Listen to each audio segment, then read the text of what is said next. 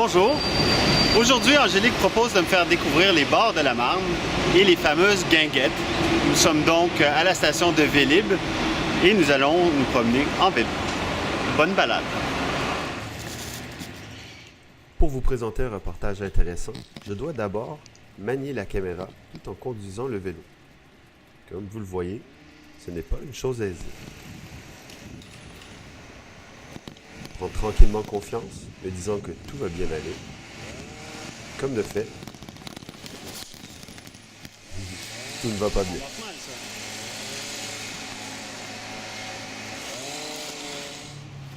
Bon, on poursuit la balade. On s'arrête souvent d'ailleurs pour admirer les bords de la Marne qui présentent de somptueux paysages. J'aimerais bien habiter dans cette maison. Pour pouvoir se balader le long de la Marne, il faut savoir composer avec les autos et les cyclistes. Nous nous approchons tranquillement de la première guinguette, et la plus célèbre, chez Gégène. Fondée en 1918, chez Gégène est devenu le lieu des artistes, des photographes et du monde du cinéma qui aimaient s'y retrouver pour son ambiance et sa danse. Autrefois un lieu de spectacles inédits et exotiques, aujourd'hui, les guinguettes sont principalement des restaurants qui offrent une piste de danse. Nous poursuivons donc notre balade en quête d'un bel endroit pour s'y poser et pour casser la croûte. Nous arrivons donc à Nogent-sur-Marne, face au quai de Plaisance. L'endroit parfait pour manger.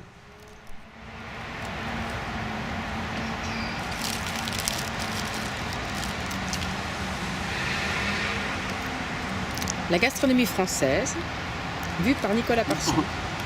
Pas de gaspillage surtout.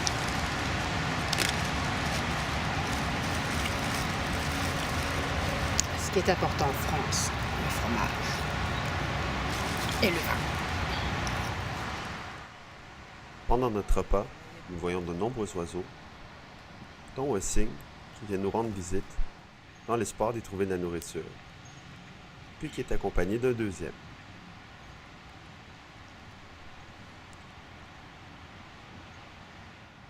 Comme vous le voyez, la vie est très paisible le long des bords de la Marne. Prenons un bain de soleil. C'est excellent. Ah, t'as vu les chiens? Ah ben vous êtes où vous? Nous décidons de poursuivre notre chemin malgré le fait que nous payons à chaque demi-heure 4 € pour la location du Vélib après la première heure et demie.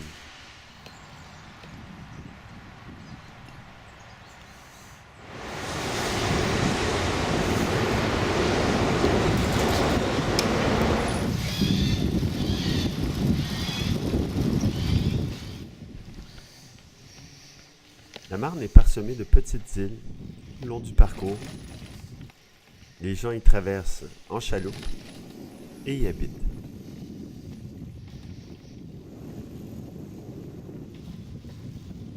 De l'autre bord, on voit de grandes maisons bien accueillantes.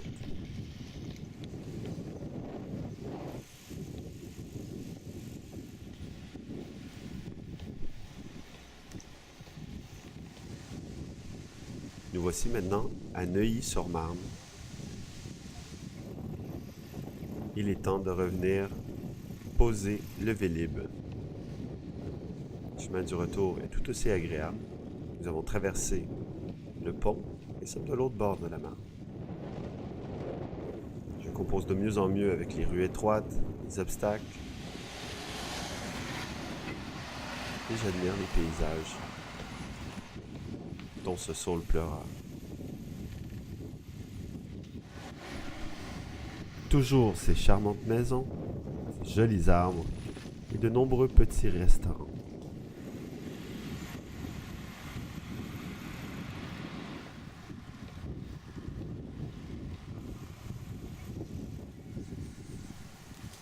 Je pose mon Vélib quelques minutes, le temps de me balader le long de la berge et d'y contempler les pêcheurs qui tentent leur chance. S'il n'est pas aisé de conduire son Vélib dans la rue, il l'est encore moins sur ces petits trottoirs très étroits, preuve que je suis passé maître dans l'art de contrôler mon Vélib.